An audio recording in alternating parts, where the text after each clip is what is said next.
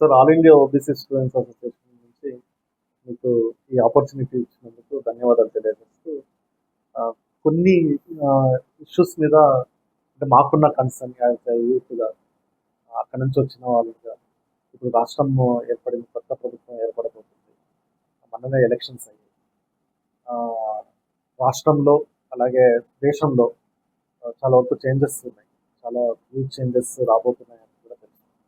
So ఈ తరుణంలో ఒకవైపు ఈ చేంజెస్ వస్తున్నాయి, కానీ ఇంకోవైపు మనం చూసినట్లయితే హింస కూడా అంటే ఎలక్షన్స్ కి ముందు, ఎలక్షన్ తర్వాత కూడా చాలా వరకు ఈ రాజకీయ హింస అన్నది ఎప్పుడు లేని విధంగా అంటే ఇంత ముందు ఎప్పుడో వినేవాళ్ళం, అంటే ఫ్యాక్షనిస్టులు వాళ్ళు వీళ్ళు చేస్తున్నారు. కానీ మా ఏజ్ గ్రూప్ లో కొత్తగా ఈ ఈ ఎలక్షన్స్ లో ఉన్నంత, లాస్ట్ ఒక 5-6 ఎలక్షన్స్ లో చూసుకున్నట్లయితే ఈ ఎలక్షన్ లో ఉన్నంత హింస జరుగుతుంది, అలాగే రిజల్ట్స్ వచ్చిన తర్వాత కూడా జరుగుతుంది. దీని మీద మీ ఒపీనియన్ ఏంటి సార్? దాంట్లో కూడా ఎక్కువగా నష్టపోతుంది కూడా నాకు తెలిసినంత వరకు ఈ బహుజన వర్గాల నుంచే నష్టపోతున్నట్టుగా కనపడుతున్నారు. సో ఈ హింసని ఎలా ఆపాలి, ఈ హింసల నుంచి మన వర్గాలని మనం ఎలా కాపాడుకోవాలి, ఎటువైపు నుంచి ఉన్న మన వర్గాన్ని మనం ఎలా కాపాడుకోవాలి? ఇప్పుడు మనం ఫస్ట్ మాచర్లో నాకు మా కార్యకర్తల నుంచి ఒక ఇన్ఫర్మేషన్ వచ్చింది. వాళ్ళు ఏం చెప్తున్నారంటే అక్కడ యాదవ్ కులానికి చెందినటువంటి వైసీపీ గ్రూప్ వాళ్ళని బెదిరించారట, వాళ్ళు ఊళ్ళోంచి పారిపోమ్మనమని చెప్తున్నారు. అయితే ఎవరినైతే పారిపోమన్నారో ఈ వైసీపీ గ్రూప్కి సంబంధించినటువంటి యాదవ కులస్తులు ఎవరినైతే పారిపోమన్నారో వాళ్ళు కూడా గత 5 సంవత్సరాల్లో టీడీపీకి చెందినటువంటి వైసీపీ మన యాదవ్ కులస్తుల మీద దాడులు చేయటం, రకరకాల కేసులు పెట్టడంతో వాళ్ళు అప్పుడు పారిపోయారు. ఇప్పుడు గవర్నమెంట్ మారంగానే టీడీపీకి చెందినటువంటి బహుజనులు మళ్ళీ ఊళ్ళకి వస్తున్నారు, ఊళ్ళకి వచ్చి వైసీపీకి చెందిన బహుజనుల్ని బయటికి తరిమి కొడుతున్నారు అనేటువంటి వార్త వచ్చింది. అంటే చూడండి ఎంత భయానకమైన వాతావరణం. ఈ బహుజనుల్ని అటు వైసీపీ కానీ టీడీపీ కానీ ఎలా వాడుకుంటున్నారో బహుజనులు గమనించాలి. వాళ్ళు పవర్ వచ్చింది ఎవరికి? బహుజనులకి ఏం పవర్ రాలా. లాస్ట్ టైము వైసీపీ పాలనలో బహుజనులకి ఏం పవర్ రాలేదు. అలానే ఇప్పుడు కూడా టీడీపీ హయాంలో బహుజనులకి ఏం పాలన రాదు. బీసీలకు కానీ, ఎస్సీలకు కానీ, ఎస్టీలకు కానీ పాలన రానే రాదు. అంతకుముందు రాలేదు, ఇప్పుడు రాలేదు. అంటే ఏమిటంటే రెండు ఆధిపత్య కులాలు, పెత్తందారి కులాలు, కమ్మ రెడ్ల మధ్య నలిగిపోతున్నారు బహుజనులు. ఇది బహుజనులు గమనించాలి. మొన్న జరిగిన ఎలక్షన్లో జనరల్గా డిస్కషన్ ఏమనుకున్నారు? అభివృద్ధిక సంక్షేమానిక అనేటువంటి ధోరణిలో ఎలక్షన్ సాగినాయి. కానీ నిజంగా ప్రజలు ఓటు దేనికి వేశారంటే స్వేచ్ఛకి, సమానత్వానికి ఓటేశారు. అభివృద్ధి సంక్షేమం అనేది గొప్ప విషయం కాదు, డబ్బుతో ముడిపడిన సమస్య లేదు. డబ్బుతో సంబంధం లేనివి ఏంటంటే ప్రజలకు కావాల్సింది స్వేచ్ఛా సమానత్వం. ఈ స్వేచ్ఛా సమానత్వం ఇవ్వటానికి ఏ ప్రభుత్వానికి రూపాయి ఖర్చు లేదు. రూపాయి ఖర్చు ఉన్నటువంటి అభివృద్ధి సంక్షేమం గురించి మాట్లాడి ప్రజలను డైవర్ట్ చేసి బహుజనుల యొక్క స్వేచ్ఛని, స్వాతంత్ర్యాలని, సమానత్వాన్ని హరిస్తున్నాయి ఈ రెండు పార్టీలు కూడా. అదే ఈ రోజున జరుగుతుంది. అందువల్ల ప్రజలు ఓటేసింది స్వేచ్ఛకి. ఎందుకంటే గత 5 సంవత్సరాలుగా ప్రజల స్వేచ్ఛ హరించబడింది. చాలా రకరకాలైన దారుణమైనటువంటి మర్డర్స్ జరిగినాయి. మరి ఎస్సీలకు సంబంధించి అటు డాక్టర్ సుధాకర్ ఆయన ఆత్మహత్య చేసుకునే పరిస్థితిని ప్రభుత్వం కల్పించింది. అలానే సుబ్రహ్మణ్యం అనే ఒక ఎస్సీ యువకుడిని మరి చంపి ఇంటికి డోర్ డెలివరీ పార్సిల్ చేసినటువంటి ఘనత వైసీపీ పార్టీకి, ఎమ్మెల్సీకి దక్కుతుంది. ఆ ఎమ్మెల్సీని పార్టీ నుంచి బహిష్కరించును కూడా బహిష్కరించాలి. అలానే ఈ కోడికత్తి సీను అతను ఎస్సీ యువకుడే, మరి అతను 5 సంవత్సరాల పాటు జైల్లోనే అట్లానే ఉంచారు. హర్ష కుమార్ అనే ఎస్సీ మాజీ ఎంపీని ఆయన కూడా అలానే హరాస్ చేసి జైల్లో పెట్టారు. ఒక బీసీ అచ్చెన్నాయుడు కూడా మరి అక్రమైన కేసు బుక్ చేసి ఆయన్ని జైల్లో పెట్టారు. మరి రాష్ట్రాన్ని నడిపినటువంటి ఒక ముఖ్యమంత్రి, మాజీ ముఖ్యమంత్రి చంద్రబాబు నాయుడు కూడా అట్లానే జైల్లో పెట్టారు. ఎందుకు వైసీపీ ప్రభుత్వం ఇలాంటి స్వేచ్ఛ హరించే కార్యక్రమాలు చేసిందో మనకు అర్థం కాదు. అంటే కారణం ఏంటంటే 151 సీట్లు వచ్చేటప్పటికి మనిషి, రోడ్డు మీద ఉండాల్సిన మనిషి, గ్రౌండెడ్గా ఉండాల్సిన చీఫ్ మినిస్టరు అతను ఎక్కడికో వెళ్ళిపోయాడు. విపరీతమైన అహంకారంతో ఆయన ప్రవర్తించాడు. ఈవెన్ రెడ్డి సామాజిక వర్గం చెందినటువంటి మంత్రులను కానీ ఎమ్మెల్యేలను కూడా ఆయన ఖాతరు చేయాలి, వాళ్ళని చులకనగా చూశారు. అలానే మరి మొత్తం ప్రభుత్వంలో ఆ సామాజిక వర్గంతోనే అన్ని పదవులు నింపాడు. సరే, పదవులు బలహీన వర్గాలకు ఇచ్చినప్పటికి కూడా ఒక డిప్యూటీ సీఎంగా చేసినటువంటి నేను చేశాను అని గొప్పలు చెప్పుకోవడం తప్పిస్తే 5 డిప్యూటీ సీఎంలకి కనీసం నామమాత్రం అధికారాలు తప్పిస్తే వాళ్ళు ఏ రకమైనటువంటి అధికారాలు లేకుండా చేశారు. అంటే ప్రజల్ని మభ్యపెట్టడం, అంటే ఒక కుటిలమైన సమానత్వం చూపించడం, నిజమైన సమానత్వం కాదది. అలానే ప్రజల స్వేచ్ఛ హరించడం. ప్రభుత్వాలు రూపాయి ఖర్చు లేని పని ఏంటంటే స్వేచ్ఛ సమానత్వాన్ని కలిగించడం. ఈ గవర్నమెంట్ కూడా దాని నుంచి లెసన్స్ నేర్చుకోవాలి. ఈ వైసీపీ నుంచి గుణపాఠం నేర్చుకుని మరి ఇదే విధంగా స్వేచ్ఛ కనుక హరిస్తున్నట్టయితే, పల్నాడులో నేను ఇందాక చెప్పిన ఇన్సిడెంట్స్ ఏమున్నాయో ఆ ఇన్సిడెంట్స్ని వెంటనే ఆపాల్సిన అవసరం ఉంది. మాకు కూడా ఒక వార్త వచ్చింది, జైభూమి స్తూపాన్ని ఒకటి కూల్చేశారని చెప్పి అమలాపురంలో. ఇలాంటి చర్యలు జరగకూడదు. ప్రజల మనోభావాల్ని ఎఫెక్ట్ చేస్తాయి కాబట్టి వాళ్ళని స్వేచ్ఛని సమానత్వాన్ని హరించొద్దు. ఇప్పుడు వచ్చే క్యాబినెట్లో ఎట్లయితే తమిళనాడు క్యాబినెట్లో వివిధ కులాలకి సమమైనటువంటి ప్రాతినిధ్యం ఇచ్చారో ఆ సమయమైనటువంటి ప్రాతినిధ్యం ఖచ్చితంగా ఈ గవర్నమెంట్, ఈ ప్రభుత్వం ఇవ్వాలి. ఇస్తేనే ప్రజలు వీళ్ళ మీద నమ్ముతారు. 151 సీట్లు ఇచ్చిన అతన్ని ఎలా అయితే ఇంటికి పంపించారో ఇప్పుడు 165 సీట్లు ఇచ్చినప్పుడు స్వేచ్ఛ సమానత్వం కనుక లోపించినట్టయితే ఈ ప్రభుత్వాన్ని కూడా ప్రజలు సైలెంట్ గానే వెనక్కి పంపిస్తారు. మరి అది గుర్తుపెట్టుకోవాలా. ఈ సందర్భంగా మనకి పవన్ కళ్యాణ్ పాత్ర అత్యధికంగా ఉంది. పవన్ కళ్యాణ్ ఈ పరిస్థితులను బేరీజ్ వేసుకోవాలా. అతను పైకొచ్చే నాయకుడిగా ప్రజలకు కనపడుతున్నాడు కాబట్టి ఎస్సీ, ఎస్టీ, బీసీ, మైనారిటీ వర్గాల్ని కలుపుకోవాలి. ఏదైతే జై భీమ్ స్తూపాన్ని ఏదైతే కూల్చారో అమలాపురంలో, దాన్ని వెంటనే దానికి పవన్ కళ్యాణ్ స్పందించాలి. ఖచ్చితంగా అయిన చర్యలు వాళ్ళ కార్యకర్తల మీద తీసుకోవాలి. కులాలు, అటు బహుజన కులాలు ఇటు కాపు కులం మధ్య సయోధ్య ఏర్పరచడానికి పవన్ కళ్యాణ్ కృషి చేయాలి. అందరూ కలిసి పనిచేయాలి. ఈ స్వేచ్ఛని హరించొద్దు. పవన్ కళ్యాణ్ ఇది ఖచ్చితంగా ఈ చర్య తీసుకోవాలి. అలాగే సమానత్వాన్ని కూడా సాధించాల్సిన అవసరం పవన్ కళ్యాణ్కి రాజకీయంగా ఎక్కువ ఉంది కాబట్టి ఈ దృష్టిలో ఉంచుకుని పవన్ కళ్యాణ్ పనిచేయాలని చెప్పి బహుజన సమాజ్ పార్టీ తరఫున నేను డిమాండ్ చేస్తున్నాను. సార్, ఇంకో ప్రశ్న ఇద్దాం అనుకుంటున్నాను సార్. ఇది రాజకీయంగా, అంటే దేశ రాజకీయం గురించి ప్రశ్న.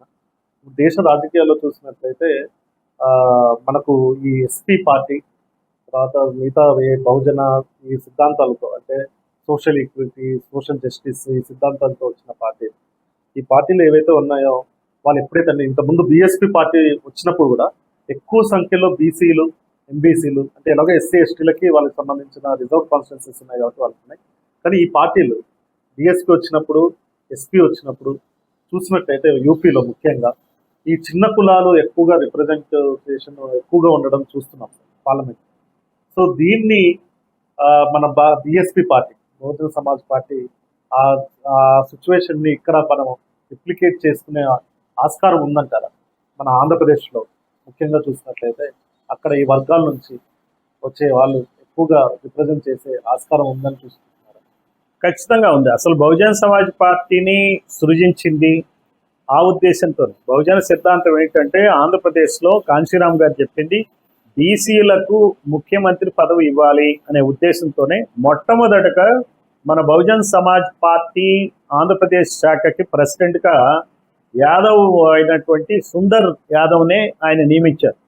ఆయన ప్రస్తుతానికి లేరు మనలో. అంటే ఏంటంటే ఆయన దాంతోనే స్టార్ట్ చేయడం జరిగింది. ఇప్పుడు కూడా మనం దాని పునరంకితం కావాలి. బహుజన సమాజ్ పార్టీ ఆ దృష్టితోనే పనిచేస్తుంది. బెనర్జీ మాయావతి గారు నాకు ఖచ్చితంగా చెప్పారు. వారు అన్నమాట ఏంటంటే ఒక బీసీ కులానికి చెందిన వ్యక్తి, పైగా ఒక కుమ్మరి కులానికి చెందిన వ్యక్తి ఈ పార్టీలో చేరటం మాకు చాలా ఆనందంగా ఉంది. డీజీపీ ర్యాంకులో పనిచేసిన వ్యక్తి చేరినందుకు నేను చాలా ఆనందిస్తున్నాను. ఖచ్చితంగా ఆ దృష్టితోనే బహుజన సమాజ్ పార్టీ ఆంధ్రప్రదేశ్లో పనిచేస్తుంది. నేను అందుకనే అదే ధైర్యంతోనే చెప్తున్నా. బహుజనులు ఈ రోజున మాచర్లో జరిగిన సంఘటన, లేకపోతే ఆంధ్రప్రదేశ్లో జరిగిన సంఘటనలు భారతదేశంలో జరుగుతున్నాయి. భారతదేశంలో కూడా మెయిన్ సమస్య ఏమొచ్చిందంటే స్వేచ్ఛ సమానత్వమే 2 ఇష్యూస్గా అంతర్లీనంగా సాగినాయి. ఇది ప్రభుత్వం మీద వ్యతిరేకత. ప్రభుత్వం మీద ఎందుకు వ్యతిరేకత వస్తుందంటే స్వేచ్ఛ లేదు. పౌరులకి స్వేచ్ఛ తగ్గుతున్న నేపథ్యంలోనే సమానత్వం లేని దిశగా ఈ బహుజన వర్గాలన్నీ యాక్చువల్గా వాళ్ళకి అర్థమవుతుంది, చైతన్యవంతులు అయ్యారు. ఈ చైతన్యవంతులైనటువంటి ప్రజలు ఏది ఒక ఆల్టర్నేటివ్ ఉన్న ప్రభుత్వాన్ని దించటం అనే దృష్టితో పనిచేస్తారు. అదే ఈ రోజున మీకు భారతదేశం మొత్తం ఆ ఫలితాలని సూచిస్తుంది. కాబట్టి నాయకులైన వాళ్ళు గుర్తుపెట్టుకోవాల్సింది ఏంటంటే, గెలుపు గుర్రాలకు సీట్లు ఇచ్చి మళ్ళీ డబ్బుతో ఓట్లను కొని అధికారంలోకి వచ్చాం, మమ్మల్ని మించినోడు ఎవడూ లేడు, మేము చాలా తెలివిగలవాళ్ళం అని అనుకుంటున్నారు. ఈ ప్రజాస్వామ్య ప్రక్రియ కన్నా ఈ గెలిచిన వాళ్లే గొప్ప వాళ్ళు అనుకుంటున్నారు. కానీ గెలిచిన వాళ్ళకన్నా గొప్పది ప్రజాస్వామ్య ప్రక్రియ. ఈ ప్రజాస్వామ్య ప్రక్రియలో ఒక ఎలక్షనీరింగ్ అనేది ఒక ప్రాసెస్, పోల్ మేనేజ్మెంట్ అనేది ఒక ప్రాసెస్.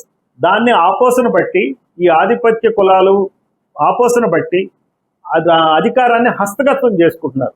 రకరకాల ముసుగులు వేసుకుని ప్రజల్ని మోసం చేస్తున్నారు. ప్రాంతీయవాదం ముసుగులో ఈ కుల సమానత్వాన్ని విస్మరించారు.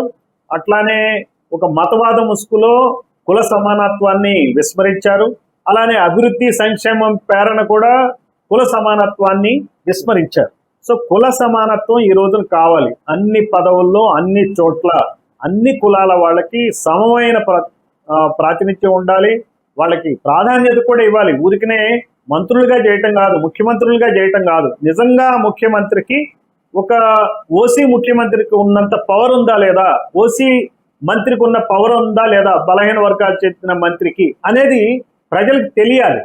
అంతేగాని వాళ్ళని నామమాత్రంగా చేసి గవర్నర్లు ప్రెసిడెంట్లు ఏదో పదవులకు పరిమితం చేసి స్పీకర్ల పదవులకు పరిమితం చేసి కాకుండా పాలనాపరమైనటువంటి ఖచ్చితమైనటువంటి పట్టున్న పదవులు వీళ్ళకి అందజేస్తే అప్పుడు బహుజన వర్గాలకి ఖచ్చితంగా ఒక రకమైనటువంటి ఆత్మస్థైర్యం పెరుగుతుంది. అప్పుడు ఆ పార్టీని ఆదరిస్తారు. ఆ దిశలోనే బహుజన సమాజ్ పార్టీ పనిచేస్తుందని ఖచ్చితంగా చెప్తారు. సార్ మరి మూడో ప్రశ్నగా అంటే ఆఖరి ప్రశ్నగా మీకు ఇది అడగాలనుకుంటున్నాం. రేపు వచ్చే క్యాబినెట్, ఆంధ్రప్రదేశ్ క్యాబినెట్ ఎలా ఉండాలనుకుంటున్నారు? అంటే దీంట్లో ఏ వర్గాలు ఉండాలనుకుంటున్నారు? ఎవరికి ఈ మినిస్టర్ పొజిషన్ అనేది చాలా ఇంపార్టెంట్ పొజిషన్ కాబట్టి క్యాబినెట్ ఎవరెవరు ఉండాలనుకుంటున్నారు, ఎలా చూడాలనుకుంటున్నారు? ఇప్పుడు మన రాష్ట్ర కేబినెట్ గతంలో చూసుకున్నట్టయితే జనాభా దామాషా పద్ధతిలో కులాల వారీగా మంత్రి పదవులు దక్కలే. తక్కువ శాతం, ఒక 5% ఉన్న కమ్యూనిటీ, 5 to 6% ఉంటారు రెడ్డిస్. రెడ్లు ముఖ్యమంత్రిగా అయినప్పుడు వాళ్ళు 6-7 మంత్రి పదవులు రెడ్లకే ఇవ్వడం లేదు. అలానే 4 to 5% కమ్మాస్ ఉంటారు, వాళ్ళకే ఎక్కువ మంత్రి పదవులు ఇవ్వటం జరిగింది. ఇక్కడ ఏంటంటే జనాభా దామాషా పద్ధతిలో చూస్తే ముఖ్యమంత్రి గనక ఈ 2 కులాలకు చెందిన వ్యక్తి అయితే అతను తప్పిస్తే వేరే వాళ్ళు ఎవరికి కూడా మంత్రి పదవులు ఇవ్వకుండా ఉండటమే సరైన న్యాయం, సామాజిక న్యాయం. అది కాకుండా బీసీలకు ఖచ్చితంగా 12 మంత్రి పదవులు ఇవ్వాలి. ఈ రోజున గౌడ్లు యాదవులు కూడా కమ్మారెడ్ల ఎంతమంది ఉన్నారో అంత పర్సంటేజ్ వాళ్ళ పాపులేషన్ ఉంది కాబట్టి వాళ్ళకి ఖచ్చితంగా 2 మంత్రి పదవులు ఇవ్వాలి.